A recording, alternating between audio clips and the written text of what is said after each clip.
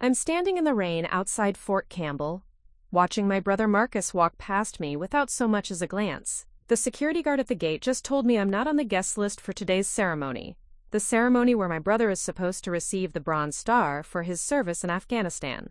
As I watch my parents beam with pride at their real soldier son, I can't help but think about what Marcus said to me just 3 months ago. "Sarah, you're not a real soldier. You're just playing dress-up in the National Guard." What my family doesn't know, what they've never bothered to ask about, is that while Marcus was earning his Bronze Star, I was coordinating humanitarian missions that saved over 2,000 civilian lives. But today, as his commanding officer approaches the podium, everything is about to change. Before we jump back in, tell us where you're tuning in from, and if this story touches you, make sure you're subscribed, because tomorrow, I've saved something extra special for you. My name is Sarah Michelle Rodriguez, and I've spent the last 8 years living a double life. Not because I wanted to, but because my family made it clear from day one that my version of military service didn't measure up to their standards. Growing up in the Rodriguez household meant understanding one fundamental truth. There was military service, and then there was everything else. My father, Colonel David Rodriguez, had served 3 tours in Iraq before retiring with full honors. His study was a shrine to military excellence. Commendations, photographs with high-ranking officials, and a Purple Heart displayed in a mahogany case that caught the morning light every day as we ate breakfast. The expectation was clear. His children would follow in his footsteps. My older brother Marcus embraced this destiny with the enthusiasm of someone born for it. From age 10, he was doing push-ups in our backyard, studying military history, and announcing to anyone who would listen that he would join the Marines just like our father. The family treated his declaration like a foregone conclusion, a natural evolution of Rodriguez family tradition. I loved my country just as deeply, but my path looked different. While Marcus dreamed of combat operations and leading men into battle, I found myself drawn to logistics, coordination, and the complex web of support that makes military operations possible. When I announced at 16 that I wanted to join the National Guard and study emergency management, the reaction was lukewarm at best. "The National Guard?" my father had said, lowering his newspaper with a frown. "Sarah, that's not really active duty. It's more like part-time military. Weekend warriors," Marcus had added with a smirk, using the derogatory term that would become his favorite way to describe my service. Playing soldier on weekends while the rest of us do the real work. My mother, Elena Rodriguez, had patted my hand in that way mothers do when they're trying to be supportive but don't really understand.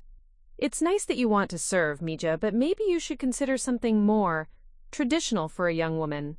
The National Guard seems so demanding." Even then, at 16, I felt the sting of their dismissal. It wasn't that they forbade me from joining. They were too proud of their military heritage for that. But they made it clear through 1,000 small comments and casual dismissals that my choice was somehow less worthy, less committed, less real than what the Rodriguez men did. Marcus enlisted in the Marines straight out of high school, and the celebration was everything you'd expect. My parents threw a party, invited half the neighborhood, and my father gave a speech about continuing the family tradition of service. When I enlisted in the National Guard 6 months later, we had dinner at Applebee's and my parents told exactly 3 people. The pattern was established early and reinforced constantly. Marcus would come home on leave with stories of training exercises, deployment preparations, and the brotherhood of active duty service. My parents hung on every word, asking detailed questions about his experiences and treating each update like breaking news from the front lines. Meanwhile, my National Guard service was treated as a hobby I'd eventually outgrow. "When are you going to settle down and think about a real career?" became my mother's favorite question. "You can't drill with the Guard forever, Sarah. What about marriage? What about children? What about a stable job that doesn't require you to disappear for training every month?" The irony was lost on them that Marcus's active duty service required him to disappear for months at a time. But somehow, that was noble sacrifice, while my monthly drill weekends were seen as an inconvenient disruption to my real life. What made it worse was that Marcus genuinely excelled at active duty service. He was everything the Marine Corps wanted: disciplined, physically capable, and naturally suited for the direct action that defined his military occupational specialty. His achievements were real and worthy of recognition. But in celebrating his success, our family somehow decided that meant my different path was inherently inferior. Sarah, still playing soldier, became Marcus's standard introduction when people asked about my service. The phrase was delivered with just enough affection to avoid seeming cruel, but with enough condescension to make his opinion clear. I was his little sister who thought she understood military service, but was really just playing dress-up compared to the serious business of active-duty Marines. My father's response was usually a diplomatic change of subject. He'd never directly criticize my National Guard service. His military background made him too aware of the legal and structural importance of the Guard. But he'd quickly pivot conversations toward Marcus's latest achievement or upcoming deployment, making it clear where his pride and interest lay. The extended family followed suit. At gatherings, uncles and cousins would ask Marcus detailed questions about his Marine experiences, while I received polite inquiries about whether I was still doing that Guard thing and when I might be moving on to something more permanent. College became another battlefield in this ongoing war of perception. Marcus had chosen to enlist immediately after high school, foregoing college for the immediate honor of active duty service. I, meanwhile, used my National Guard benefits to attend state university while drilling monthly and completing annual training requirements. "At least she's getting an education," my mother would say, as if my college attendance was compensation for my inferior military choice. "Maybe she'll find a nice boy at school and settle down." What none of them understood, what they never bothered to ask about, was that my National Guard service was becoming increasingly specialized and demanding. While they saw weekend drills as playing soldier, I was developing expertise in emergency response coordination, disaster logistics, and multi-agency cooperation that went far beyond basic military training. My unit, the 157th Military Police Company, specialized in civil support operations. We weren't just training for overseas deployments. We were preparing for domestic emergencies, natural disasters, and humanitarian crises that required a unique blend of military discipline and civilian coordination skills. But try explaining that complexity to a family that measured military service by proximity to combat. When Marcus got orders for his first deployment to Afghanistan, the family celebration lasted 3 days. When I got selected for specialized training in disaster response coordination, my father asked if that meant I'd finally be doing real military work. The gap between perception and reality widened with each passing year. Marcus served honorably in Afghanistan, genuinely earning the respect and recognition our family showered on him. But while they saw him as the real soldier, and me as his little sister playing weekend warrior, the truth was becoming increasingly different. My National Guard service was evolving into something none of them expected or understood. The skills I was developing, the responsibilities I was taking on, and the operations I was being selected for went far beyond anything they imagined when they dismissed my choice as part-time military. But explaining that would require them to listen, to ask questions, to show genuine interest in understanding what I actually did, rather than assuming they already knew. And 8 years into my service, it had become clear that wasn't going to happen. So I learned to live with their dismissal, to find validation elsewhere, and to stop expecting my family to understand or appreciate the path I'd chosen. It hurt, but it also taught me something valuable about defining my own worth rather than waiting for others to recognize it. What I didn't expect was that my brother's moment of greatest triumph would become the moment when everything changed, when the careful assumptions my family had built about my playing soldier would collide with a reality they never saw coming. Preparing and narrating this story took us a lot of time, so if you are enjoying it, subscribe to our channel. It means a lot to us. Now back to the story. The first time I truly understood how deep my family's misconceptions ran was during Hurricane Maria in 2017. While Marcus was stationed at Camp Pendleton completing advanced infantry training, I was deployed to Puerto Rico as part of the largest humanitarian operation in National Guard history. But when I returned home 3 weeks later, exhausted and profoundly changed by what I'd witnessed, my family's reaction was exactly what I'd come to expect. "How was your vacation in Puerto Rico?" Marcus asked, smirking as he video called from California during my first night back. The comment stung not just because of its dismissiveness, but because of how wrong it was. I'd spent 3 weeks coordinating the distribution of emergency supplies to devastated communities, sleeping 4 hours a night in a damaged gymnasium, and making decisions that directly impacted whether families had clean water and medical supplies. It wasn't a vacation, I said quietly, too tired to muster the energy for a full explanation. We were providing disaster relief to American citizens who lost everything. Right. Marcus nodded with that patronizing expression I'd grown to hate. I'm sure your logistics work was very important. Meanwhile, some of us are training for actual combat deployment. My father, watching from his recliner, added his own perspective. It's good that the Guard helps with emergencies, Sarah, but that's really more like community service than military operations. Marcus is preparing for war zones. The irony was suffocating. While they saw my deployment as community service, I had been operating under federal orders, coordinating with active duty forces, FEMA, and international aid organizations, in an environment where infrastructure had completely collapsed. The logistical challenges of getting emergency supplies to isolated mountain communities without roads, power, or communication systems made most training exercises look simple by comparison. But how do you explain that complexity to people who measure military value by how close you get to enemy fire? How do you describe the weight of responsibility when families look to you for answers about where their next meal is coming from, when medical supplies you coordinate might mean the difference between life and death for someone's grandfather? I'd returned from Puerto Rico with a commendation from the Puerto Rico National Guard and a personal thank you letter from the governor. These achievements sat in my desk drawer, never mentioned to my family, because past experience had taught me that explaining my accomplishments only led to more creative ways for them to diminish them. Instead, I listened as Marcus dominated dinner conversation with stories about his latest training exercises. Each tale of simulated combat scenarios treated as preparation for serious military work, while my actual deployment helping American citizens recover from a natural disaster was filed under quote, weekend warrior activities. The pattern intensified when Marcus received orders for his first deployment to Afghanistan in early 2018. The family response was immediate and overwhelming. My mother organized a farewell party that filled our entire backyard. My father invited every military friend he'd maintained contact with since retiring. Extended family drove in from 3 states to wish Marcus well on his deployment. We're so proud of our Marine, my father announced to the gathering, his voice thick with emotion, continuing the Rodriguez family tradition of service in combat zones.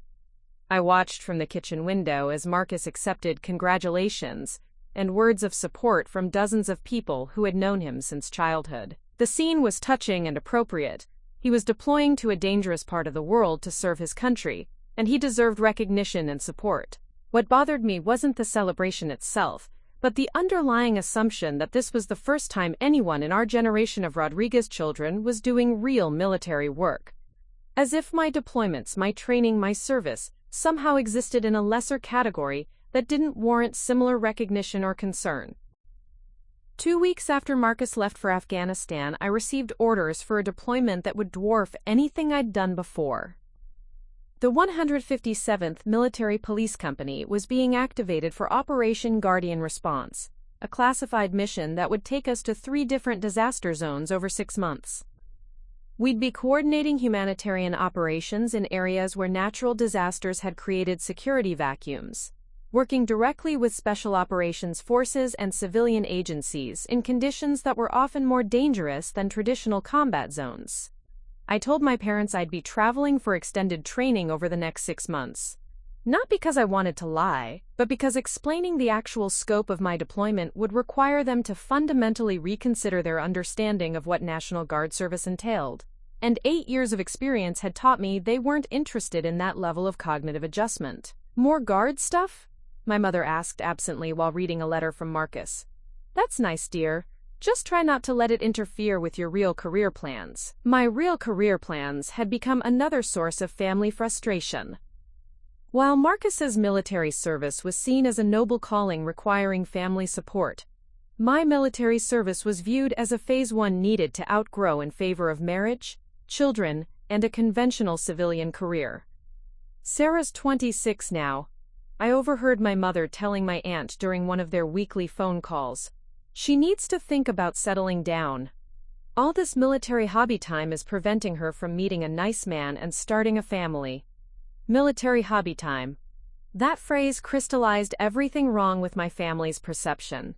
What I was doing wasn't a hobby. It was an increasingly demanding career that required specialized skills, significant time commitments, and personal sacrifices that were apparently invisible to people who had decided it wasn't real military service. The deployment that followed was the most challenging and rewarding 6 months of my life. Our first assignment took us to the Bahamas after Hurricane Dorian, where we coordinated relief efforts for communities that had been completely cut off from outside assistance. The operational environment was complex beyond anything I'd previously experienced.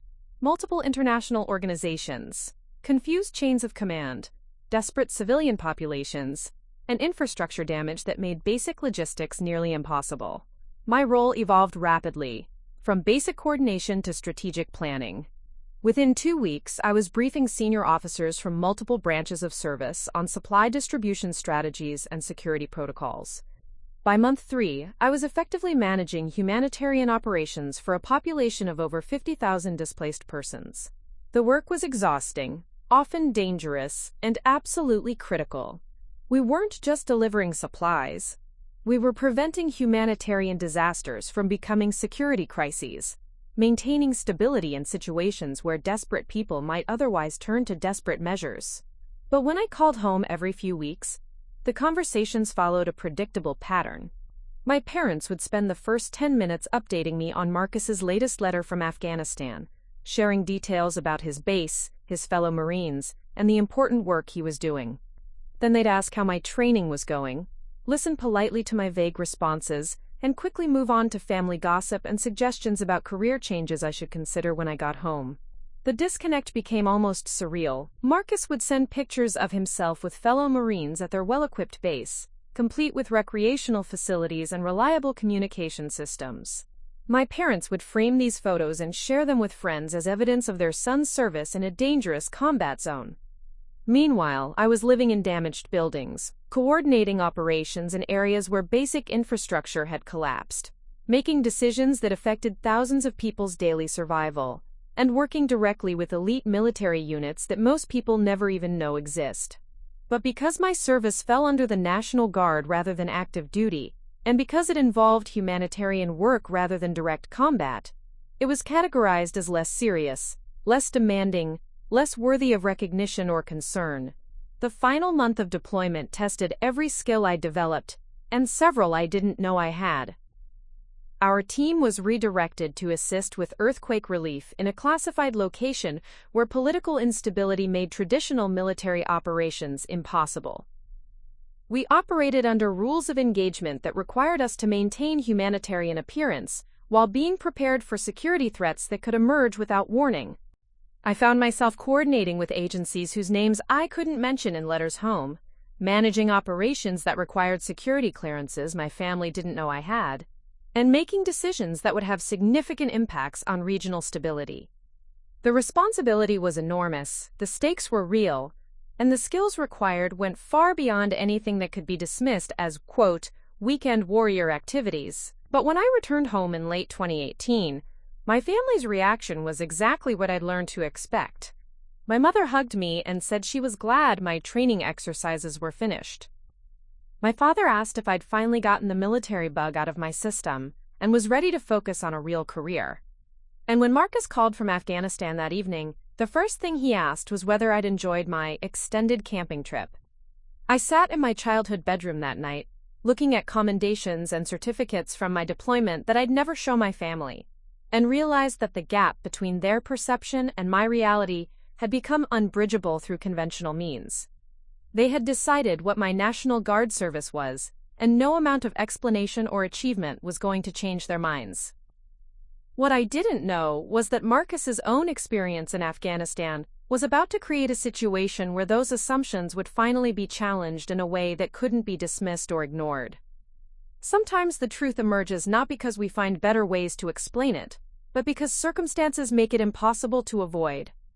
The promotion ceremony took place on a Tuesday morning in March 2019, in a small conference room at the National Guard Armory that smelled like coffee and industrial carpet.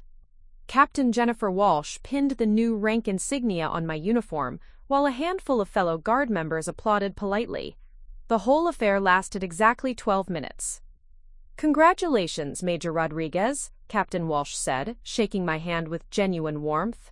"This promotion is well-deserved and frankly overdue. Your performance during Guardian response was exceptional." Major Sarah Rodriguez. The rank carried weight in military circles.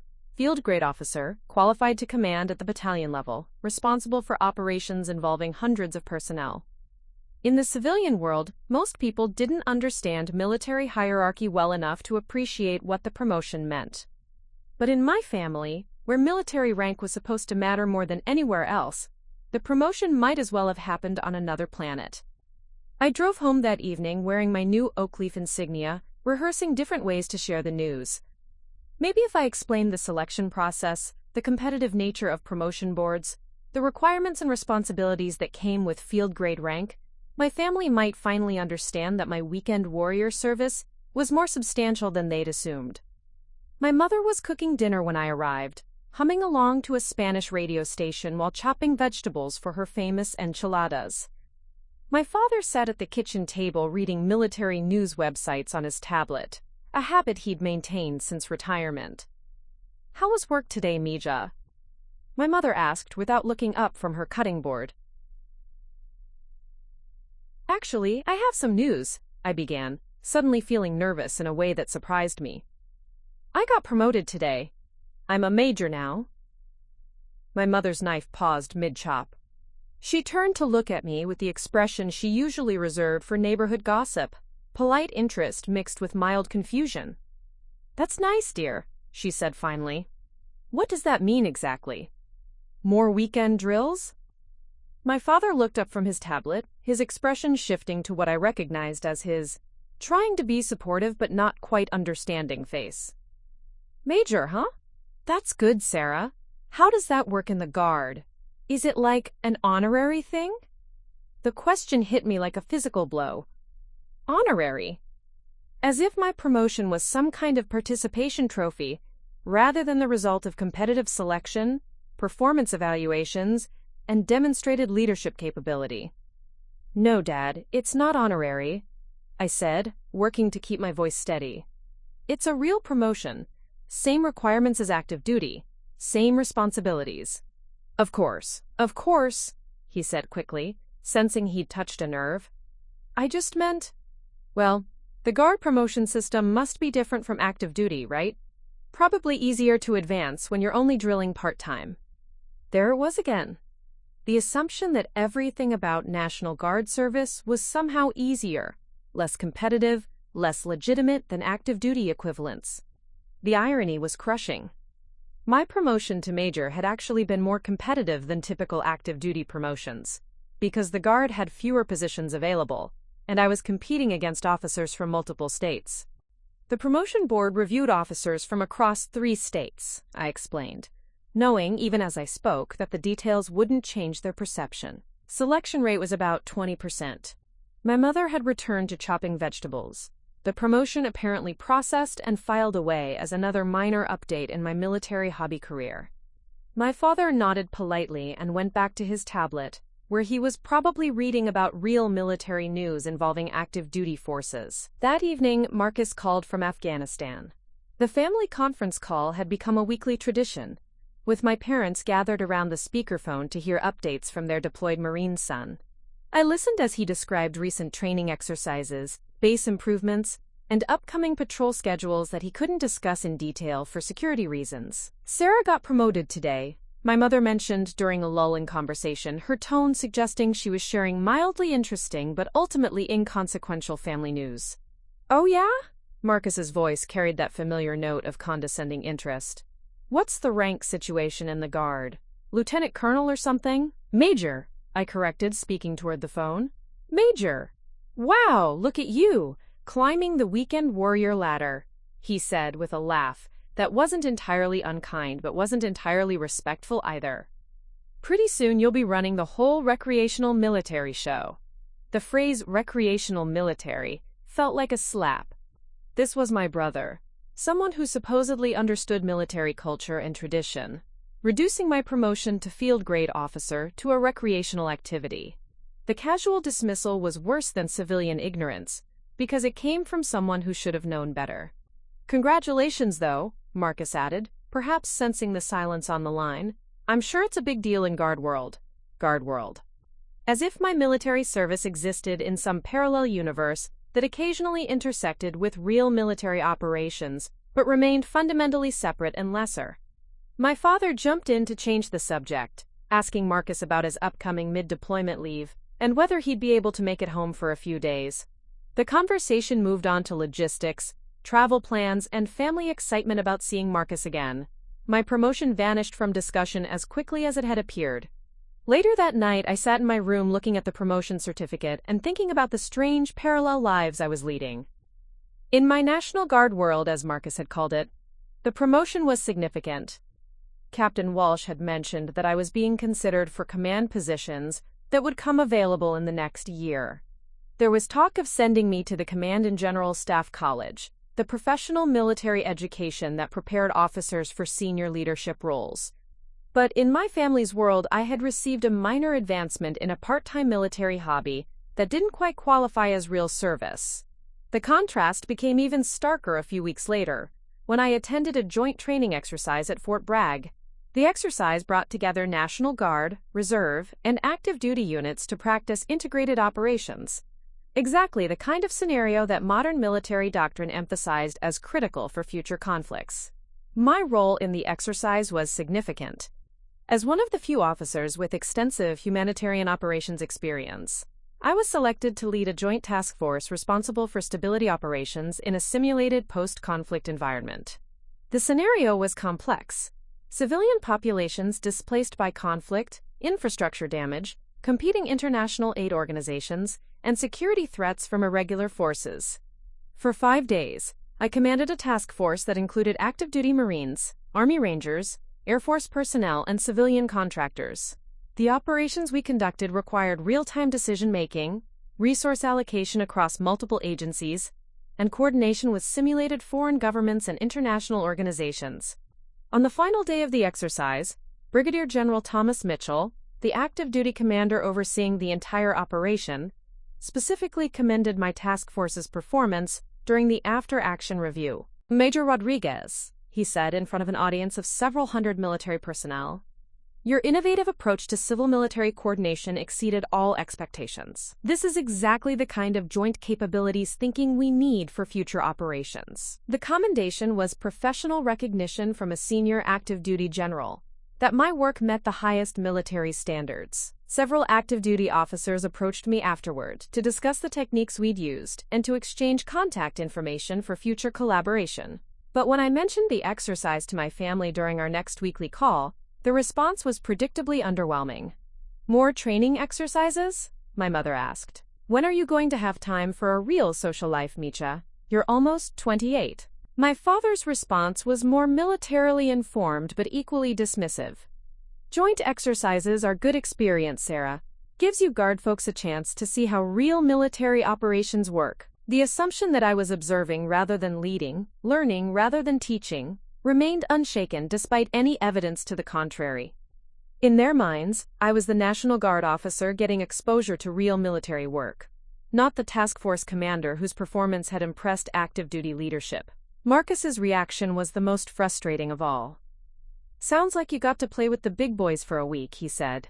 "Must have been cool to see actual military units in action." I wanted to explain that I hadn't been watching from the sidelines.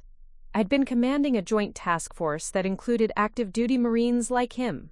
I wanted to tell him about the complexity of the operations, the recognition from senior leadership, the respect I'd earned from officers across multiple services. But experience had taught me that explanations only led to new ways for my family to diminish my achievements. They had constructed a narrative about my military service that was impervious to contradictory evidence. I was the weekend warrior playing soldier, while Marcus was the real Marine, doing actual military work. The promotion to major should have been a turning point, a moment when my family recognized that my National Guard service had evolved beyond their initial assumptions. Instead, it became another data point they interpreted through their existing framework of dismissal. What I didn't realize was that Marcus's deployment was about to take a turn that would create the first crack in their carefully constructed narrative.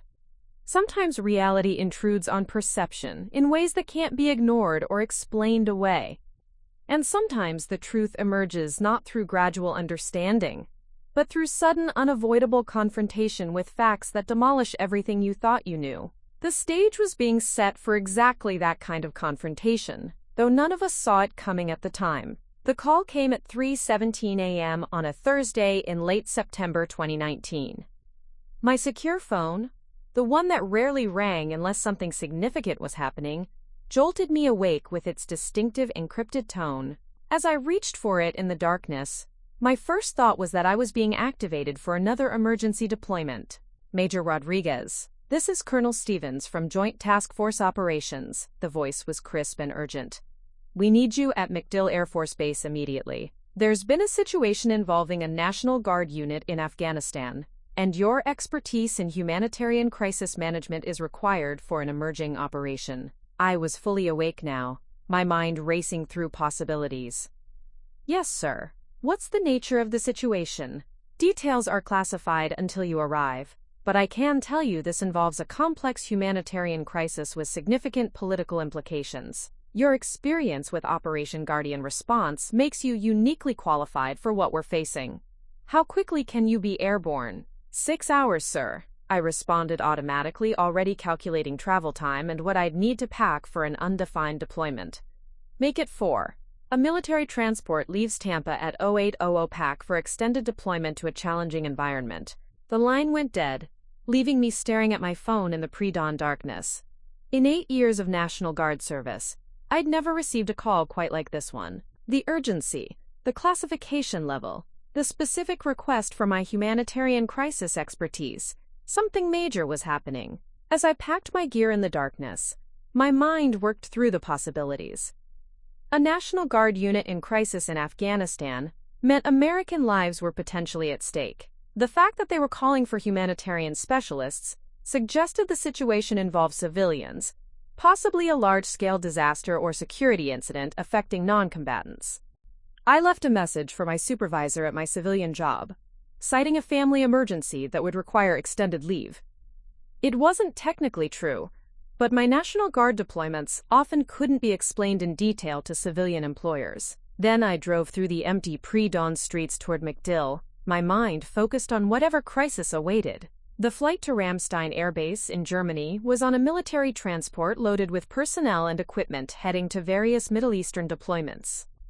During the 8-hour flight, I reviewed classified briefing materials that painted a picture more complex than I'd initially expected. A 7.2 magnitude earthquake had struck a remote region of Afghanistan near the Pakistani border, devastating an area where both military operations and humanitarian aid were already stretched thin. The initial disaster was challenging enough, but the situation had become exponentially more complicated when the earthquake damaged a dam that provided water and irrigation to over 200,000 people across multiple provinces. The dam failure hadn't just cut off water supplies. It had created massive flooding downstream that wiped out several villages and displaced tens of thousands of people. Afghan government resources were completely overwhelmed. International aid organizations were struggling to reach the affected areas due to security concerns, and the entire region was teetering on the edge of a humanitarian catastrophe that could destabilize the broader political situation. But here's what made the situation particularly urgent for U.S. forces. The earthquake and flooding had occurred in an area where several forward operating bases were located, including one where my brother Marcus was stationed. The briefing materials didn't mention him specifically. Why would they? But as I read the location details and unit designations, I realized with growing certainty that Marcus's Marine unit was directly involved in this crisis. The irony was staggering. While my family had spent years dismissing my humanitarian expertise as playing soldier, that expertise was now being urgently requested to help manage a crisis that involved the very Marines they considered real soldiers. The second flight, from Germany to Bagram Airfield in Afghanistan, gave me time to process the full scope of what I was walking into. This wasn't just a humanitarian disaster. It was a complex emergency requiring coordination between military forces, international aid organizations, Afghan government agencies, and tribal leaders, in an environment where security remained a constant concern. Upon landing at Bagram, I was immediately briefed by Lieutenant Colonel Patricia Hayes, the officer coordinating the joint response effort. The situation had deteriorated further during my travel time. "Major Rodriguez, thank you for getting here so quickly," she said as we walked toward the operations center. "We've been following your work since Guardian Response, and frankly, you're one of the few officers with the specific experience we need for this situation." She led me to a large tent filled with maps, satellite imagery, and communication equipment. Officers from multiple services worked at stations coordinating different aspects of the response. The complexity was immediately apparent. This was the kind of multifaceted operation that required exactly the skills I'd been developing through years of humanitarian deployments. "The challenge isn't just the scale of the disaster," Colonel Hayes explained, pointing to satellite images that showed the extent of the flooding. "It's the coordination requirements. We have Marine units providing security, Army engineers working on temporary infrastructure, Air Force handling logistics and airlift, plus USAID, UN agencies, and NGOs, all trying to work in the same space." She gestured toward a detailed map marked with unit positions and affected areas. "The Marines at Fort Thunder, that's here, have been providing immediate disaster response, but they're infantry units trained for combat operations, not humanitarian aid. They're doing their best, but this situation requires specialized expertise in civil-military coordination." Fort Thunder. I stared at the map, my heart rate increasing slightly. That was Marcus's base. My brother, who had spent years telling me that real soldiers handled combat while I played weekend warrior games, was now in a situation where the skills he'd dismissed as recreational military were exactly what was needed. "Major, your primary mission will be establishing and managing a civil military operations center that can coordinate all the moving pieces," Colonel Hayes continued. "You'll be working directly with the Marine units on the ground, but you'll also need to interface with civilian agencies and local Afghan officials. It's exactly the kind of complex coordination you handled in the Caribbean and Pacific operations." The next 12 hours were a blur of planning, coordination, and travel to the forward operating area. I found myself on a helicopter flying over landscape that looked like a natural disaster movie. Entire valleys flooded, villages partially submerged, refugees streaming along higher ground carrying whatever possessions they could manage. We landed at FOB Thunder as the sun was setting, the base a hive of activity as Marines worked to expand their perimeter to accommodate the growing refugee population that had sought shelter near the American military presence. The contrast between this FOB and Marcus's earlier descriptions was stark. This wasn't the relatively comfortable base life he'd described in his letters home. This was crisis management in austere conditions. As I walked toward the command post with my gear, I spotted familiar movement patterns in unit insignia. This was definitely my brother's battalion. Somewhere on this base, Marcus was dealing with the reality of military operations that had nothing to do with the combat scenarios he'd trained for, and everything to do with the humanitarian crisis management he'd always dismissed as lesser military work. Colonel James Harrison, the Marine Battalion commander, met me at the command post. He was a weathered officer who looked like he'd been running on coffee and determination for days. "Major Rodriguez, welcome to the chaos," he said with a tired smile. "I've never been happier to see a National Guard officer in my life. We're good at breaking things and killing bad guys, but coordinating humanitarian aid for 50,000 displaced civilians while maintaining security and working with a dozen different agencies? That's not exactly what they teach you in infantry school." As he briefed me on the current situation, I learned that the Marines had been thrust into roles they weren't prepared for, distributing emergency supplies, coordinating with aid organizations, managing refugee camps, and serving as liaisons with local tribal leaders. They were doing their best, but it was clear they were operating outside their expertise. "The thing is," Colonel Harrison continued, "this isn't temporary. The dam is completely destroyed, which means we're looking at months of humanitarian operations while the infrastructure gets rebuilt. My Marines are warriors, but this situation requires someone who understands the civilian side of military operations." The final irony hit me as he outlined my responsibilities. Everything I would be doing: coordinating with civilian agencies, managing humanitarian logistics, working with international organizations, balancing security requirements with civilian needs, was exactly what I'd been training for through years of National Guard humanitarian deployments that my family had dismissed as weekend warrior activities. Tomorrow, I would begin managing an operation that would directly support the Marines my family considered real soldiers, using skills they had never valued or understood. And somewhere on this base, my brother Marcus was about to discover that his sister, the weekend warrior who had been playing soldier while he did the real work, was now the officer brought in to solve problems his unit couldn't handle alone. The stage was set for a confrontation that would shatter every assumption my family had built about military service, competence, in which Rodriguez's child was really qualified to handle the serious business of military operations. Neither Marcus nor I knew it yet, but our carefully separated military worlds were about to collide in a way that would change everything. Dawn at FOB Thunder came with the sound of helicopters and the organized chaos of a military base operating at maximum capacity. I'd managed 3 hours of sleep in a temporary bunk before my alarm pulled me back into the humanitarian crisis that was now my primary responsibility.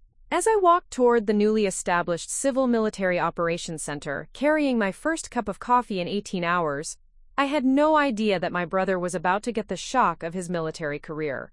The CMOC was housed in a large tent that had been erected overnight, equipped with communication systems, mapping displays, and workstations for the various agencies that would be coordinating relief efforts. My first task was briefing the Marine officers, who would be working directly with my coordination team. "Gentlemen," Colonel Harrison addressed the assembled Marines, "this is Major Rodriguez from the National Guard. She's here to establish civil-military coordination for our humanitarian operations. Major Rodriguez has extensive experience in exactly this type of crisis management, and I expect full cooperation with her directives." I stood before a group of 12 Marine officers, most of them captains and lieutenants who looked like they'd been running on adrenaline and determination for days. They were clearly exhausted, but their attention was focused and professional. These were combat officers who had been thrust into a humanitarian role they hadn't trained for, and they understood they needed guidance. "The situation we're facing requires a different approach than traditional military operations," I began, clicking to the first slide of my briefing. "We're dealing with displaced civilians, international aid organizations, local tribal leaders, and Afghan government officials, all while maintaining security in an unstable environment." As I outlined the coordination structure we'd be implementing, I noticed one officer in the back row who seemed to be staring at me with an expression of confused recognition. He was partially hidden behind another Marine, but something about his posture and the way he held his head was familiar. I continued the briefing, explaining how we'd divide responsibilities between military and civilian agencies, establish communication protocols with international organizations, and coordinate supply distribution to avoid duplication of effort or dangerous gaps in coverage. The key principle, I emphasized, is that effective humanitarian operations require the same level of planning, coordination, and execution as combat operations. Different skills, same standards of excellence. The Marine in the back row was definitely staring now, and as the officer in front of him shifted position, I caught a clear view of his face. My stomach dropped as recognition hit like a physical blow. "Marcus." My brother sat in the back row of my briefing, his expressions cycling rapidly between disbelief, confusion, and something approaching horror. He was staring at me, his weekend warrior sister, as I briefed a room full of Marines on humanitarian operations in Afghanistan. I managed to maintain my composure and finish the briefing, though my heart was racing in a way that had nothing to do with the operational pressure I was under. As I outlined coordination protocols and assigned liaison responsibilities, Marcus's expression shifted from shock to something more complex. A dawning realization that his little sister, the one who had been playing soldier while he did real military work, was now standing in front of his unit as the subject matter expert brought in to solve problems they couldn't handle. "Questions?" I asked as I concluded the briefing, my voice steady despite the emotional earthquake happening inside my chest. Several hands went up with legitimate operational questions about supply chains, security protocols, and communication procedures. I answered each one professionally, drawing on experience from deployments Marcus had never known about. using expertise he'd consistently dismissed as recreational military activities. Marcus didn't raise his hand. He sat in stunned silence as his fellow Marines asked detailed questions about humanitarian logistics and coordination techniques that clearly exceeded their training and experience. "All right, gentlemen," Colonel Harrison said as the Q&A session ended. "Major Rodriguez will be available for ongoing coordination as we implement these procedures. Captain Thompson, you'll be our primary liaison with the CMOC. Captain Rodriguez, I need to speak with you briefly." Marcus stood up with the other officers, but instead of filing out with the group, he lingered near the back of the tent. I could feel his eyes on me as I spoke quietly with Colonel Harrison about immediate priorities and resource requirements. "Major, I can't tell you how relieved I am to have someone with your background managing this operation," the colonel said. "My Marines are outstanding fighters, but this situation requires expertise we simply don't have. Your experience with multi-agency coordination is exactly what we need." As Colonel Harrison left to oversee other aspects of the operation, I found myself alone in the tent with Marcus. The silence stretched between us, heavy with years of misunderstanding and dismissal that suddenly seemed absurd in the face of our current reality. "Sarah?" Marcus's voice was quiet, uncertain in a way I'd never heard before. "What the hell are you doing here?" I turned to face my brother, this Marine, who had spent years explaining to me what real military service looked like, who was now staring at me like I was an optical illusion that shouldn't exist. "I'm managing civil-military coordination for humanitarian operations," I said simply. "What are you doing here?" I'm assigned to this FOB," he stammered. "But Sarah, you're supposed to be, why are they calling you Major?" The question revealed the depth of his confusion. Even now, faced with evidence that contradicted everything he believed about my military service, he was struggling to process basic facts like my rank. "Because I am a major, Marcus, I have been for 6 months." "But you're National Guard," he said, as if this explained everything. "How are you here? How are you briefing Marines? How do you know about all that stuff you were talking about?"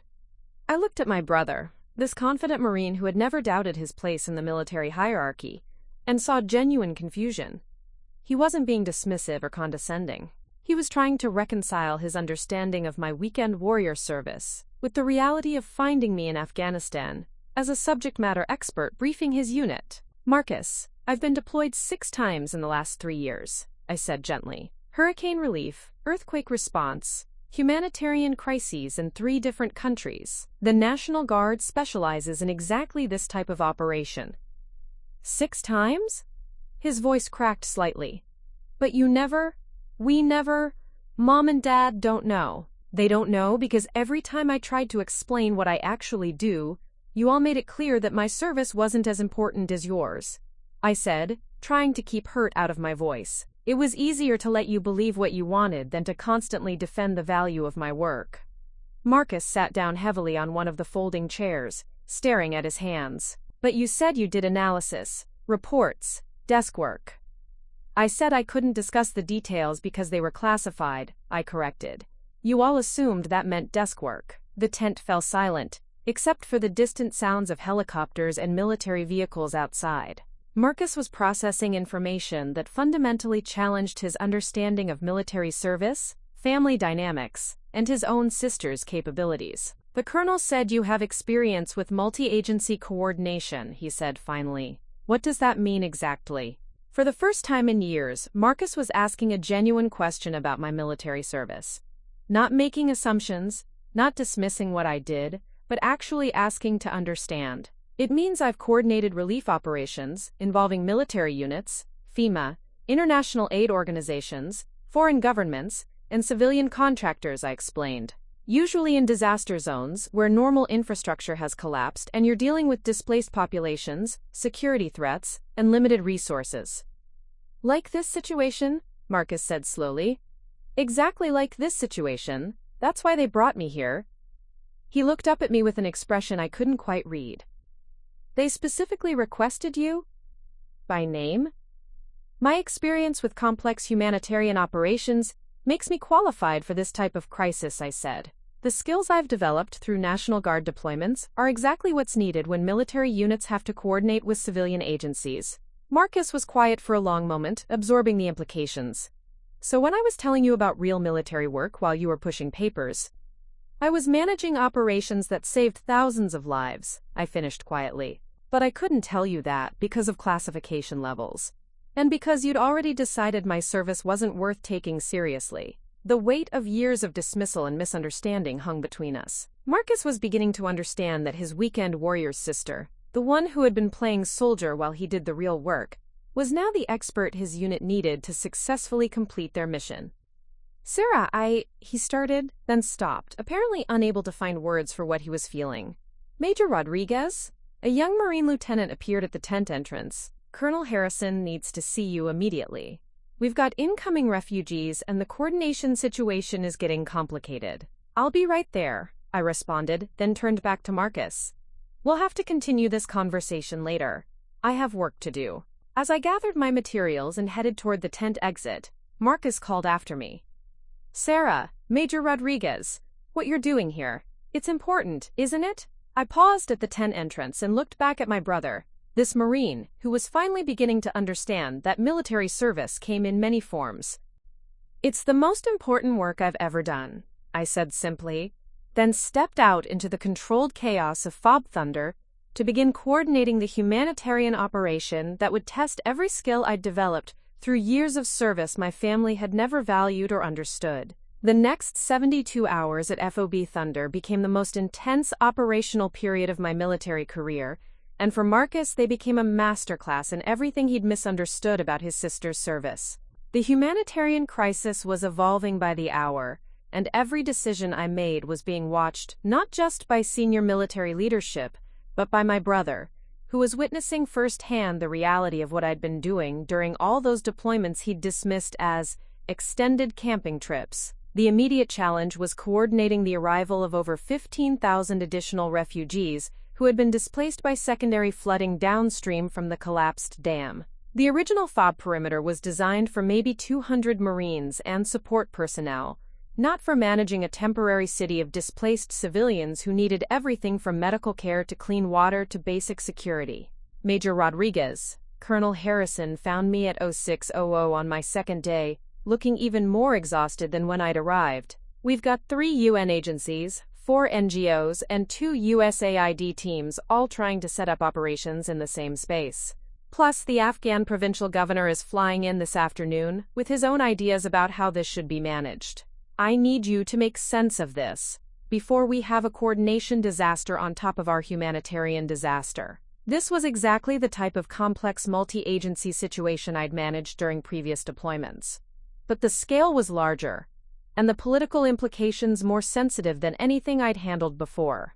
As I reviewed the incoming organizations and their respective capabilities, I could see Marcus watching from across the operations center, clearly trying to understand how his weekend warrior sister was taking charge of a situation that had overwhelmed an entire Marine battalion. My first move was establishing clear zones of responsibility and communication protocols. I called a coordination meeting for 0800, requiring representatives from every military unit and civilian organization operating in our area.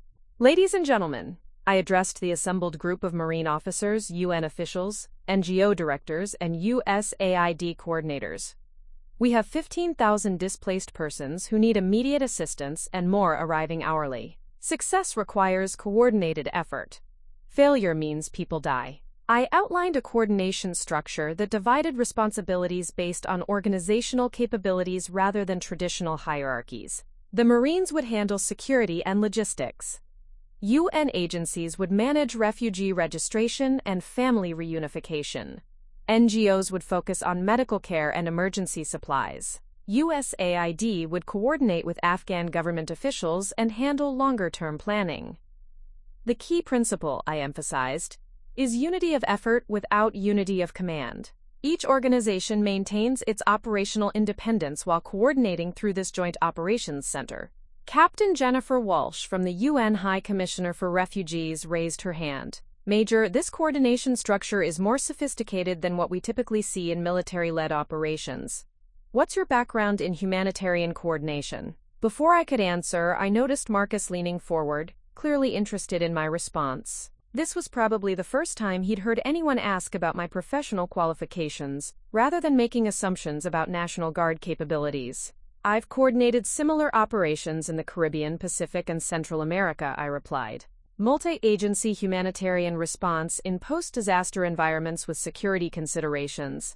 Dr. Ahmed Hassan from Doctors Without Borders nodded approvingly. The zone structure you're proposing is exactly what we need. Too often military units try to control civilian aid operations instead of coordinating with them. As the meeting continued, I watched Marcus's expression change as he heard international aid professionals treating me as a peer, asking detailed questions about coordination protocols, and speaking about my experience with obvious respect. This wasn't the condescending politeness my family usually showed toward my National Guard service. These were subject matter experts recognizing expertise. The real test came that afternoon when everything started going wrong simultaneously. A medical emergency struck the refugee population when contaminated water supplies caused a cholera outbreak that threatened to spread rapidly through the overcrowded temporary camps. At the same time, tribal leaders from 3 different ethnic groups began arguing over resource distribution, threatening the fragile security situation. Meanwhile, the Afghan provincial governor arrived with a convoy of officials and an agenda that conflicted with established coordination protocols. Major Rodriguez, the radio crackled at 1,400 hours. We need you at the medical tent immediately. The doctors are requesting emergency medical evacuations, but we don't have enough helicopters, and the governor is demanding priority transport for his inspection tour. This was exactly the type of crisis that separated theoretical knowledge from practical expertise. Multiple priorities, limited resources, competing authorities, and lives hanging in the balance. I found Marcus near the medical tent, leading a security detail that was trying to maintain order as sick refugees waited for treatment, while healthy refugees pressed forward seeking news about family members. His Marines were doing their best, but they were clearly overwhelmed by the complexity of managing civilian populations in crisis. Marcus, I called out, I need your security teams repositioned to support medical triage. Can you establish a perimeter that allows medical staff to work while maintaining crowd control? He looked surprised that I was giving him tactical direction but responded immediately. Yes, ma'am. What's the priority for positioning? Medical personnel need clear access to the most critical cases. Create channels for patient flow while keeping families together when possible. And we need a separate area for cholera suspects to prevent further contamination. As Marcus repositioned his Marines according to my directions, I coordinated with the medical teams to establish treatment priorities and worked with helicopter pilots to create an evacuation schedule that balanced medical urgency with available aircraft. The provincial governor arrived in the middle of this chaos, demanding immediate briefings and expressing displeasure that his inspection tour was being delayed by medical emergencies. This required delicate diplomacy, maintaining respect for Afghan government authority while ensuring that life-saving operations continued uninterrupted. Governor Ahmadi, I greeted him in Dari, causing his eyebrows to raise in surprise. We are honored by your presence. Perhaps we could arrange your inspection tour to highlight the successful coordination between Afghan authorities and international assistance. Speaking his language immediately changed the dynamic. Instead of feeling dismissed or sidelined, the governor became a partner in demonstrating effective crisis management. I arranged for him to observe our operations, while providing commentary on how Afghan leadership had facilitated international cooperation. Meanwhile, I was coordinating helicopter schedules, monitoring medical treatment protocols, managing resource distribution to prevent tribal conflicts, and maintaining communication with multiple agencies, all while ensuring that Marcus's security operations supported rather than interfered with civilian aid efforts. By 1,800 hours, we had evacuated the most critical medical cases, contained the cholera outbreak, satisfied the provincial governor's need for meaningful involvement, and established sustainable procedures for ongoing refugee management. What could have been a humanitarian and political disaster had been turned into a functioning relief operation. As the immediate crisis subsided, Colonel Harrison found me reviewing coordination reports at the operations center. Major Rodriguez, he said, I've been doing this for 20 years, and I've never seen anyone manage a situation that complex with that level of effectiveness. Where did you learn to coordinate medical emergencies, tribal politics, and international diplomacy simultaneously? Experience, sir, I replied simply. This is what National Guard humanitarian operations involve. Marcus appeared at my shoulder, having overheard the conversation. Sir, if I may, he addressed Colonel Harrison. Major Rodriguez is my sister. I had no idea. I didn't understand the scope of what she does. Colonel Harrison looked between us with interest. Your sister? Captain, you didn't mention you had family deployed here. I didn't know she was coming, sir, Marcus said quietly. And I didn't know she was qualified for this type of operation. The colonel's expression shifted to something approaching amusement. Captain, your sister just prevented what could have been a humanitarian catastrophe that would have compromised our entire mission. Her coordination skills are exceptional. That evening, as the base settled into its new routine for managing the expanded refugee population, Marcus found me reviewing situation reports outside the operations tent. Sarah, he said, settling onto a supply crate beside me, I owe you an apology. Several apologies, actually. I looked up from my reports, surprised by the serious tone in his voice. Today, watching you manage that crisis, seeing how those aid workers and the colonel talk about your experience, I realized I don't know anything about what you actually do, he continued. I've been calling it playing soldier, but you just solved problems that my entire battalion couldn't handle. Marcus, you and your Marines are doing excellent work under impossible circumstances, I said. Different missions require different expertise. But that's what I never understood, he replied. I thought military service was just combat operations. I didn't realize there were specializations that required completely different skills. He paused, staring out at the refugee camps where thousands of displaced persons were settling in for another night away from their destroyed homes. When you were coordinating those helicopter evacuations while managing tribal politics and speaking Dari to the governor, where did you learn all that? 6 years of humanitarian deployments, I said simply. Each one taught me something new about crisis management, cultural sensitivity, and multi-agency coordination. 6 years, Marcus repeated quietly. And I spent 6 years thinking you were playing weekend warrior while I was doing the real military work. The weight of years of misunderstanding hung between us, but for the first time, it felt like understanding might be possible.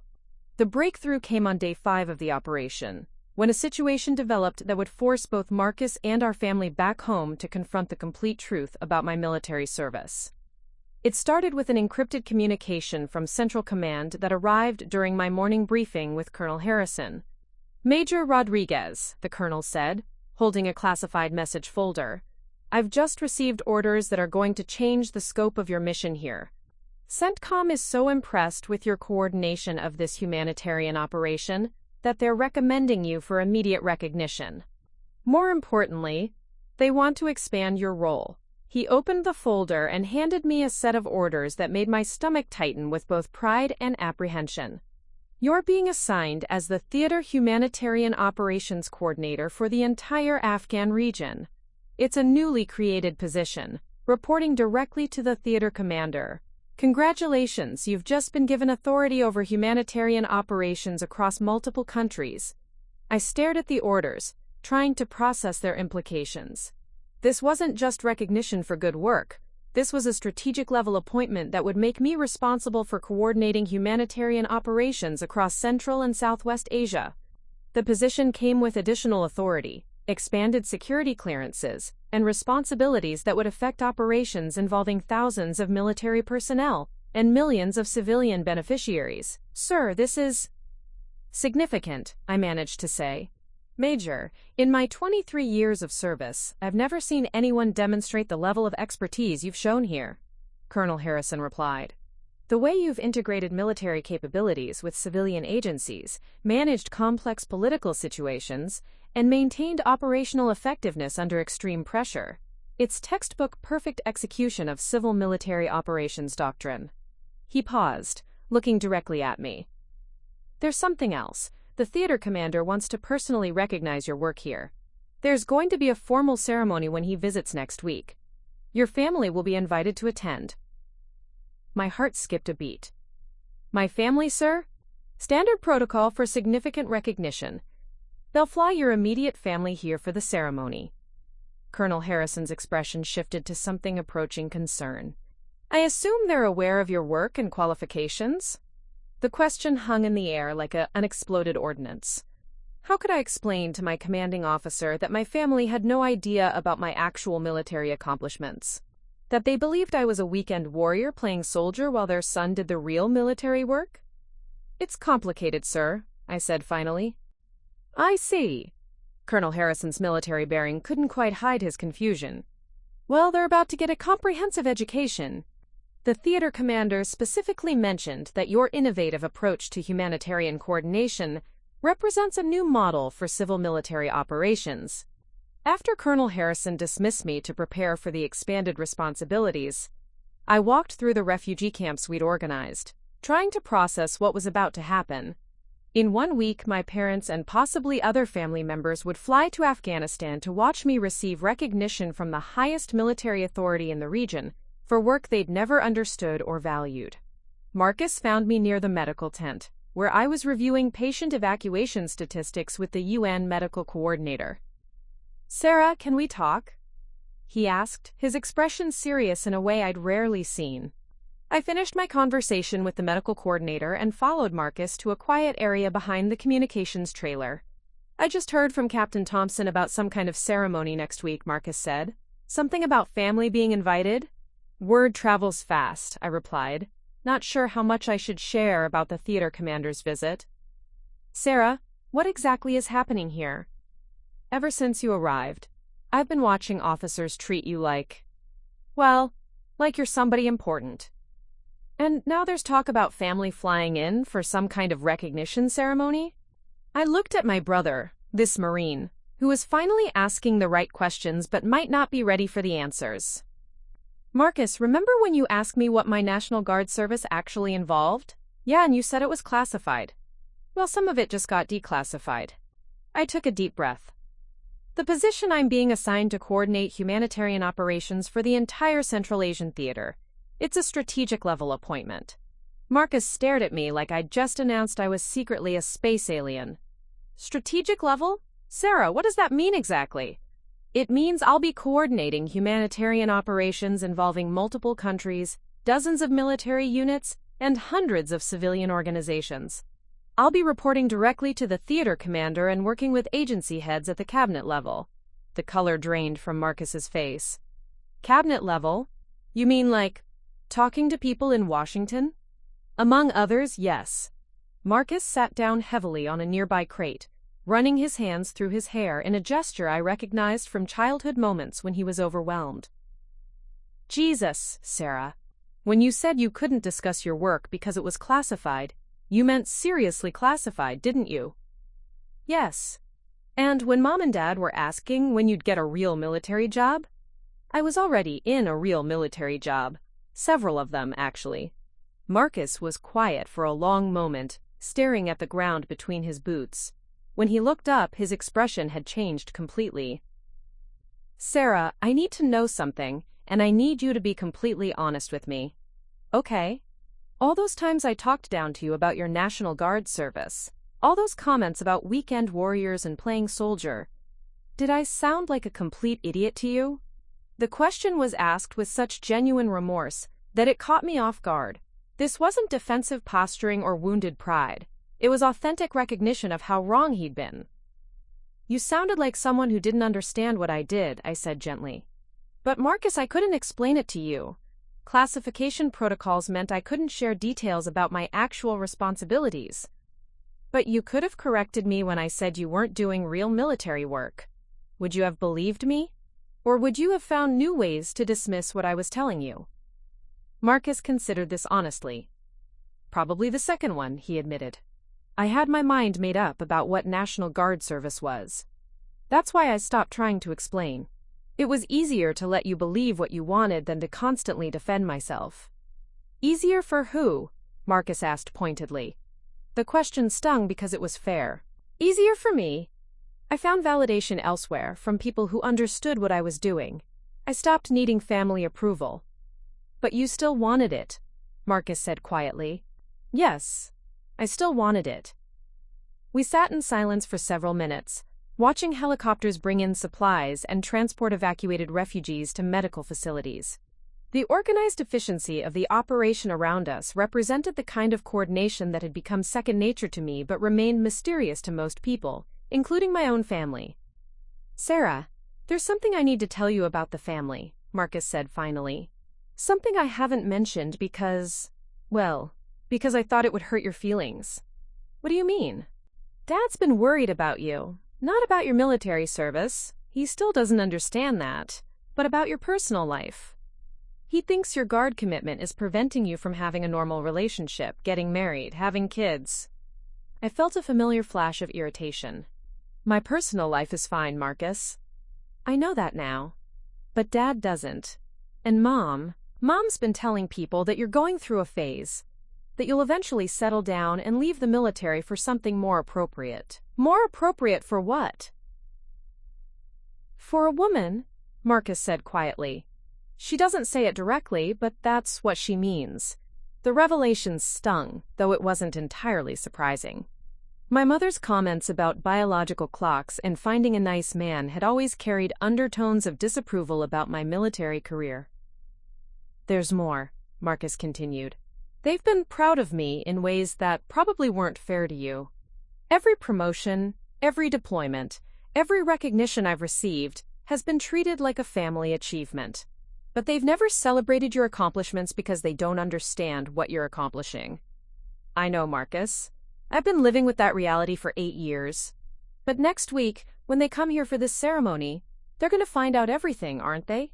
They're going to find out that their daughter has been serving at levels they never imagined, using skills they never valued, and receiving recognition they never thought possible."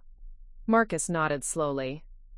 "And they're going to realize that while they were celebrating my Bronze Star, you were being appointed to coordinate operations involving entire regions. The Bronze Star is a significant achievement, Marcus. Your service is valuable and important. But yours is bigger, isn't it? More responsibility, more impact, more everything." I looked at my brother, seeing him struggle with a realization that was reshaping his understanding of our family dynamics, military service, and his own place in the hierarchy he'd always assumed favored him. "Different, Marcus. Not bigger or smaller. Different. But yes, my current responsibilities are at a strategic level that affects regional policy." "Fuck," Marcus said quietly, then immediately looked embarrassed by his language. "Sorry, it's just, I'm realizing that I've been completely wrong about everything. About you, about National Guard service, about what real military contribution looks like." "You weren't wrong about your own service," I emphasized. "You were wrong about mine. Sarah, when Mom and Dad get here next week and see you receiving recognition from the theater commander for coordinating humanitarian operations across multiple countries, it's going to destroy their entire understanding of our family dynamics." "Probably. Are you ready for that?" I considered the question seriously. For 8 years, I'd carried the burden of being undervalued and misunderstood by my family. The upcoming ceremony would finally reveal the truth, but it would also force everyone to confront years of dismissal and assumption.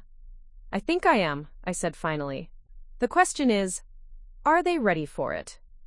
The C-130 transport aircraft touched down at Bagram Airfield on a dusty Tuesday morning, carrying what the manifest listed as, quote, "VIP family members for theater commander ceremony."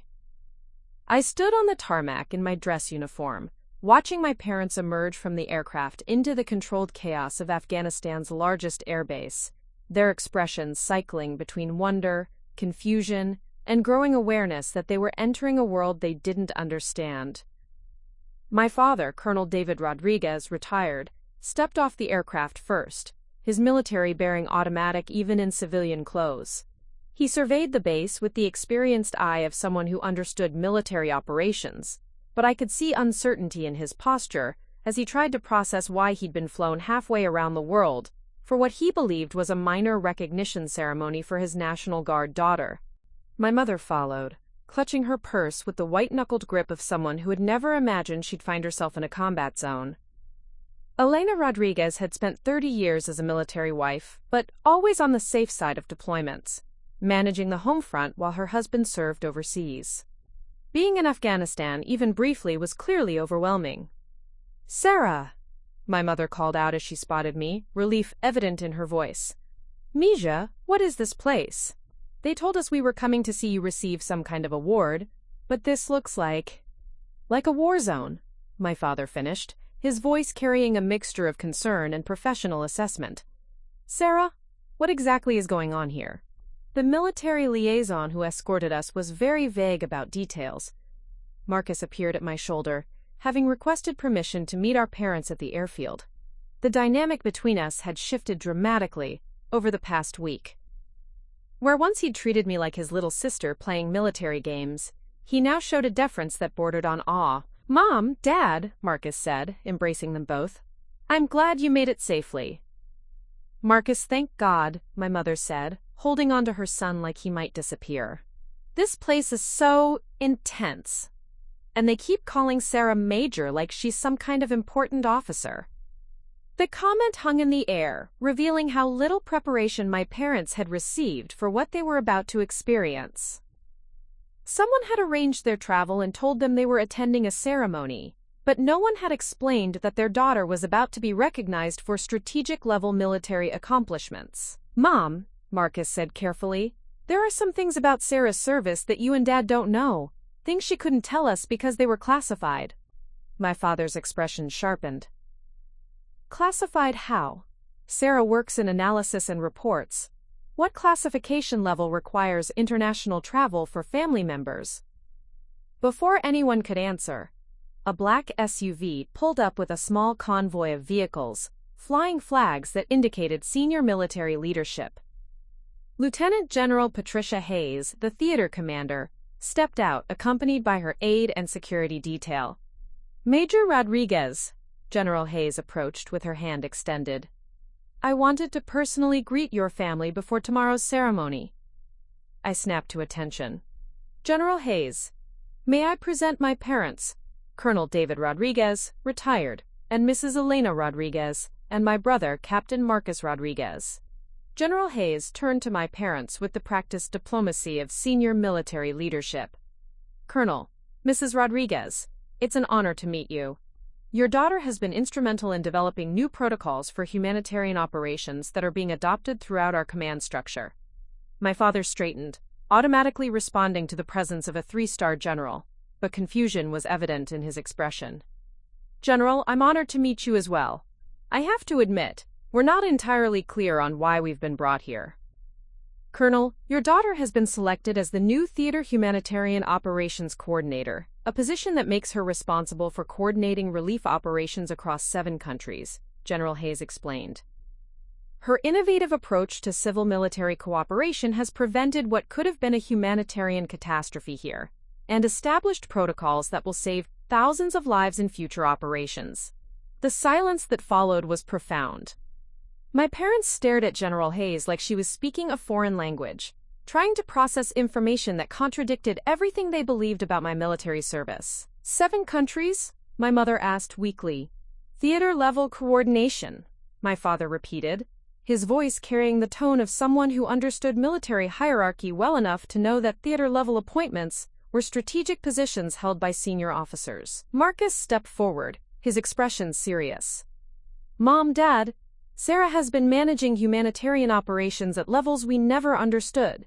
The work she's been doing, it's not weekend warrior activities, it's strategic-level military operations." "But she's National Guard," my father said, as if this explained his confusion. General Hayes's expression shifted slightly, recognizing the family dynamic at play. "Colonel, the National Guard provides some of our most specialized capabilities for complex operations. Major Rodriguez's expertise in humanitarian coordination is exactly what modern military operations require." She gestured toward the base around us. "The operation your daughter is managing here involves coordination between 12 different military units, 8 international aid organizations, 4 foreign governments, and over 50,000 displaced persons. It's one of the most complex humanitarian operations we've undertaken." My mother was staring at me like I'd suddenly transformed into a different person. 50,000 people? Sarah, what does that mean exactly?" It means I coordinate the distribution of food, water, medical care, and shelter for refugee populations while managing security requirements and political considerations, I explained. It's what I've been doing for the past 6 years during deployments. 6 years of deployments?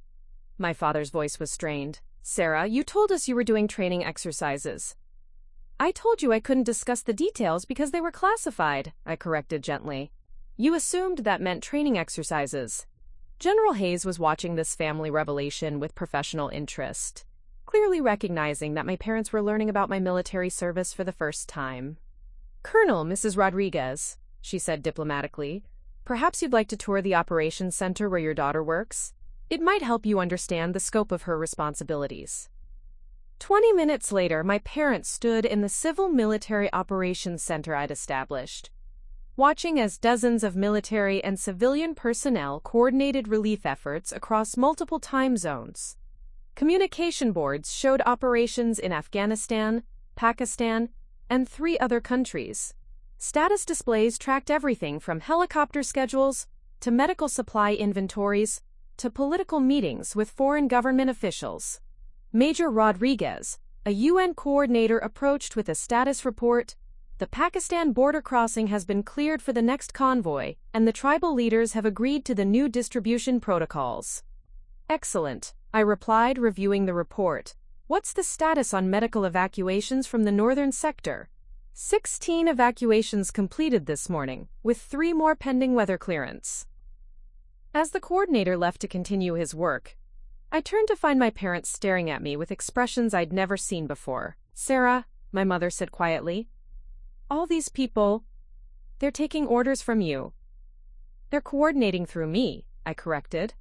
I don't command the civilian organizations, but I facilitate cooperation between military and civilian efforts. My father was studying the operational displays with the analytical eye of someone who understood military planning. The coordination requirements for this. Sarah, this is incredibly complex. How long have you been doing this level of work? This is my largest operation, but I've been building toward this level of responsibility for 6 years. 6 years, he repeated, then looked at Marcus. Son, did you know about any of this? Marcus's expression was somber. Dad, I've spent the last week watching Sarah manage situations that our entire battalion couldn't handle. I had no idea what she was actually doing. None of us did. Colonel Harrison appeared at the operations center entrance, approaching our group with papers in his hand. Major Rodriguez, I have the final coordination reports for General Hayes, he said, then noticed my parents. Colonel, Mrs. Rodriguez, I hope you're impressed by what your daughter has accomplished here. Her work has been exceptional. Colonel Harrison, my father acknowledged, I'm beginning to understand that we've been uninformed about Sarah's actual responsibilities. Sir, your daughter prevented a humanitarian disaster that could have destabilized the entire region, Colonel Harrison replied. The coordination protocols she developed are being adopted throughout Central Command. Her work here has been absolutely critical to mission success. After Colonel Harrison left, my parents and Marcus stood in the middle of the operations center, watching personnel manage ongoing relief efforts under my coordination. The weight of revelation was evident on their faces. Mija, my mother said finally, why didn't you tell us you were doing all this? The question carried hurt, confusion, and a dawning recognition of how dismissive they'd been of my military service. Because every time I tried to explain what I was doing, you made it clear that it wasn't as important as Marcus's service, I said quietly. It was easier to let you believe what you wanted than to constantly defend the value of my work. My father was quiet for a long moment, studying the operational displays and processing the implications of what he was seeing. Sarah, he said finally, I owe you an apology. We all do, but I need to understand something. When Marcus was telling us about his combat deployments while you were managing operations like this, how did that feel? Like being invisible, I answered honestly. Like my service didn't matter to the people whose opinion I cared about most. The truth hung in the air between us. Years of misunderstanding and dismissal finally exposed in an environment where my competence and authority were undeniable. Tomorrow's ceremony would provide official recognition, but this moment, standing in my operations center with my family finally seeing who I really was, felt like the real breakthrough. but I could see in their expressions that processing this revelation would take time. 24 hours from now, they would watch me receive strategic-level recognition from the highest military authority in the region. The question was whether our family relationships could survive the fundamental shift in understanding that was already beginning. The ceremony took place at dawn on the parade ground at Bagram Airfield, with the Hindu Kush Mountains providing a dramatic backdrop to what would become the most significant moment in our family's military history. I stood at attention in my dress uniform, the morning sun catching the ribbons and decorations that told the story of 8 years of service my family had never understood. General Hayes had arranged for the ceremony to be conducted with full military honors, posting of colors, honor guard, and an audience that included senior officers from multiple services and representatives from the international organizations I'd been coordinating with. This wasn't the small recognition ceremony my parents had expected. This was a strategic-level commendation being conducted, with the formality reserved for significant military achievements. My family sat in the front row of the VIP section, their expressions still reflecting the emotional whiplash of the past 24 hours. My father wore his dress uniform at General Hayes's invitation, the ribbons and decorations of his own 30-year career, displayed with pride but somehow overshadowed by the recognition ceremony about to unfold for his daughter. My mother sat beside him, clutching his arm with nervous energy, occasionally glancing at the senior military officials around them as if trying to understand how her weekend warrior daughter had ended up at the center of such formal military recognition. Marcus was positioned with the honor guard, having requested permission to participate in the ceremony recognizing his sister. The irony wasn't lost on either of us. The Marine who had spent years dismissing my service as playing soldier was now standing at attention as part of the formal recognition of my strategic-level military accomplishments. "Ladies and gentlemen," General Hayes's voice carried across the parade ground as she took the podium, "we are gathered this morning to recognize exceptional achievement in humanitarian operations that exemplifies the highest traditions of military service." She gestured toward the operational displays that had been set up to illustrate the scope of the relief efforts. Operation Sanctuary, the humanitarian response to the earthquake and dam failure in eastern Afghanistan, has provided life-saving assistance to over 65,000 displaced persons while maintaining regional stability and establishing new protocols for civil-military cooperation. From where I stood, I could see my parents leaning forward, trying to process the scale of operations being described. 65,000 people. Regional stability. These weren't the weekend training exercises they'd imagined when they thought about my National Guard service. The success of this operation required unprecedented coordination between military forces, international aid organizations, foreign governments, and tribal authorities. General Hayes continued. Managing these complex relationships while maintaining operational effectiveness under emergency conditions required exceptional leadership and innovative thinking. She paused, her gaze moving to my family before continuing. The officer responsible for coordinating this operation demonstrated not only technical expertise, but the diplomatic skill and cultural awareness necessary to work effectively across organizational and international boundaries. Colonel Harrison stepped forward, carrying a large case containing the award citation and accompanying recognition. As he opened it, I could see my parents straining to read the details from their seats in the audience. "Major Sarah Michelle Rodriguez," General Hayes announced, her voice carrying the formal tone of official recognition, "for exceptionally meritorious service as Theater Humanitarian Operations Coordinator during Operation Sanctuary. Your innovative approach to civil-military coordination prevented humanitarian catastrophe while establishing new doctrine for complex emergency response." She lifted the medal from its case, the Defense Meritorious Service Medal, a significant decoration typically awarded to officers for strategic-level accomplishments that have broad impact on military operations. Your leadership in coordinating relief operations across multiple countries, your development of integration protocols between military and civilian agencies, and your diplomatic success in managing complex political relationships have directly saved thousands of lives and enhanced America's humanitarian response capabilities. As General Hayes pinned the medal to my uniform, I could hear my mother's sharp intake of breath from the audience. This wasn't the minor recognition ceremony she'd expected. This was formal acknowledgement of strategic-level military achievement by the highest-ranking officer in the theater. Furthermore, General Hayes continued, In recognition of your exceptional qualifications and demonstrated expertise, you are hereby appointed as the Permanent Theater Humanitarian Operations Coordinator, with responsibility for coordinating relief operations across Central and Southwest Asia. The permanent appointment meant more than just continued responsibility. It represented recognition that my expertise was essential to ongoing military operations in the region. This wasn't temporary assignment. This was career-defining strategic responsibility. Major Rodriguez, please address the assembly. I stepped to the microphone, looking out at an audience that included senior military leaders, international aid officials, and my family, who were finally seeing me not as they had imagined me but as I actually was. Thank you, General Hayes, I began, my voice steady despite the emotion threatening to overwhelm me. This recognition belongs not just to me but to every soldier, airman, Marine, and civilian who contributed to Operation Sanctuary's success. I could see Marcus standing rigidly at attention with the honor guard, his expression reflecting the complete reversal in his understanding of military service and family dynamics. Humanitarian operations represent the intersection of military capability and civilian expertise, I continued. Success requires not just logistical coordination but cultural sensitivity, diplomatic skill, and the ability to work across organizational boundaries that don't exist in traditional military operations. My parents were listening intently, finally hearing me explain work they'd dismissed for years but now understood was strategic-level military responsibility. The National Guard's unique position, trained in military operations but deeply connected to civilian communities, makes us particularly suited for these complex missions that require understanding both military efficiency and civilian needs.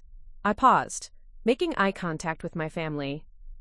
This medal represents 8 years of deployments and training that prepared me for this level of responsibility. 8 years of service that I'm proud to have given to my country. As I concluded my remarks and stepped back, General Hayes returned to the microphone for the final portion of the ceremony. Before we conclude, I want to specifically recognize the family members who have traveled here to witness this ceremony, she said, looking directly at my parents. Military families make sacrifices that enable service members to accept challenging assignments and demanding responsibilities. She gestured toward my parents and Marcus. Colonel Rodriguez, Mrs. Rodriguez, Captain Rodriguez, your daughter and sister has brought honor to your family name and to the United States military through her exceptional service. Then something unexpected happened. General Hayes stepped away from the podium and walked directly to where Marcus stood with the honor guard. Captain Rodriguez, she said, loud enough for the entire assembly to hear, I understand you serve in the same military as your sister. Yes, ma'am, Marcus replied, his voice tight with emotion. I want you to know that Major Rodriguez's coordination saved the lives of Marines in your battalion during the initial crisis response. Her expertise directly supported your unit's mission success. The revelation hit Marcus like a physical blow. His sister, the weekend warrior he'd accused of playing soldier, had been responsible for operations that saved the lives of his fellow Marines. Captain Rodriguez, General Hayes continued, would you do the honor of rendering the final salute to your sister? The request was unprecedented. As Marcus stepped forward, separated from the honor guard formation, the symbolism was powerful and deliberate. This wasn't just military protocol. This was recognition of family dynamics and the reversal of assumptions about worth and capability. Marcus approached me, his movements precise and formal. When he stopped 3 feet away, he snapped to attention and rendered the most perfect salute I'd ever seen from him. Not the casual military courtesy we'd exchanged countless times, but a salute that carried respect, recognition, and acknowledgement of superior achievement. It's an honor to serve in the same military as you, ma'am, he said, his voice carrying across the silent parade ground. I returned his salute with equal formality, but I could see tears in his eyes as he held the position for several seconds longer than protocol required. When he finally dropped his salute and stepped back, the parade ground erupted in applause from the assembled military and civilian personnel. But I was focused on my family, my father rising to his feet with tears streaming down his face, my mother clutching her hands to her chest, and my brother standing at attention with an expression of pride and remorse that would define our relationship going forward. After the ceremony concluded and the formal receiving line finished, my family approached me in the same spot where I'd stood 24 hours earlier explaining work they'd never understood. "Sarah," my father said, his voice thick with emotion, "I've spent 30 years in the military, and I've never been prouder of the Rodriguez family name than I am right now."